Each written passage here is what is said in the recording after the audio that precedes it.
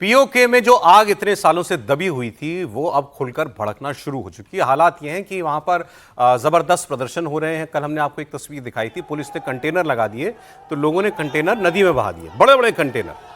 और पाकिस्तान की मीडिया इसके बारे में कुछ बता नहीं रही वहाँ पर अपने लोगों को।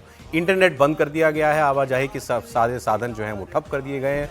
मुजफ्फराबाद में प्रदर्शनकारियों को रोकने के लिए जो कंटेनर लगाए थे उनको प्रदर्शनकारियों ने, आपने देखा ही कैसे नदी में बहा दिया। तो ये सब कुछ वहाँ पर हो रहा है। गोली चली थी, 2 लोगों की मौत भी हो गई थी।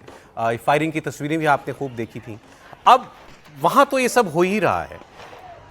एक तस्वीर आई लंदन से।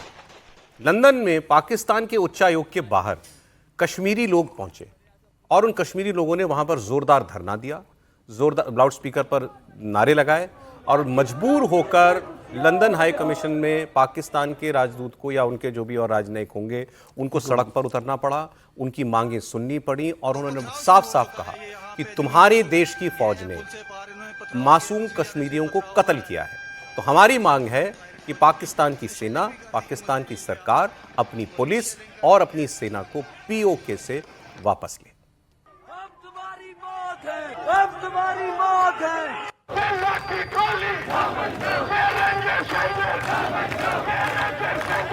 साथ ही जो अवामी एक्शन कमेटी है जो इस सारी प्रोटेस्ट को लीड कर रही है, इन्होंने एक लॉन्ग मार्च की चेतावनी भी दी है। आप देखिए कि इस सब से जो है पाकिस्तान की सरकार कैसे निपटती है। लंदन की तस्वीरें वो आपको मैं थोड़ी देर में जो है वो दिखाने वाला हूं। यानी पीओके का मसला इंटरनेशनल हो रहा है। नहीं, देखिए, पीओके के लोगों ने कभी भी पाकिस्तान को स्वीकार नहीं किया है। 47 में जब देश बटा तो पीओके को पाकिस्तान को कबाइलियों के वेश में पाकिस्तानी फौज आई और कबाइलियों को भड़का करके उन्होंने कश्मीर के उस हिस्से पर कब्जा कर लिया। लेकिन पीओके के लोगों ने कभी भी पाकिस्तान की हुकूमत को माना नहीं है। हमेशा उनकी मांग हमेशा ये रही है, मैं तो नहीं कहूँगा कि वो हिंदुस्तान के साथ जोड़ना चाहते हैं, वो पाकिस्तान से अलग होना चाहते हैं, ये तो पक्का है। हिंदुस्तान में कुछ लोग हो सकता है आना चाहें ना आना चाहें, लेकिन ओवरऑल जो पीओके का मानस है वो पाकिस्तान से अलग होने का है। और देखिए, पाकिस्तान बार बार जो बात करता है ना कि संयुक्त राष्ट्र संघ का प्रस्ताव लागू करो जो नेहरू जी ले गए थे, उसकी पहली शर्त क्या है? वो प्लेबिसाइड की बात करते हैं, पहली शर्त है कि पहले डिमिलिटराइज करिए पीओके को। उसको मानने को तैयार नहीं है। सेना, सुरक्षा बल सारे वो जो है पहले पीओके से हटेंगे तब आप उसकी बात करें, तो आधी बात करते हैं। हालांकि वो भी शिमला समझौते के बाद उसका कोई मतलब नहीं रहा, खत्म हो गया।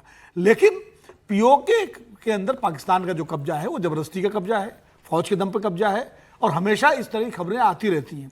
और इसीलिए पाकिस्तान ने अपने आतंकवादी ठिकानों का जो लॉन्चिंग पैड थे पीओके बना रखे थे।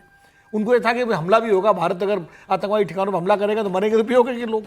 लेकिन इस बार ऑपरेशन सिंदूर में हमने पीओके से ज़्यादा बहावलपुर और उनके सारे मुरीद के वगैरह जो ठिकाने थे, जो मेन लैंड पाकिस्तान है, वहाँ पर हमला किया।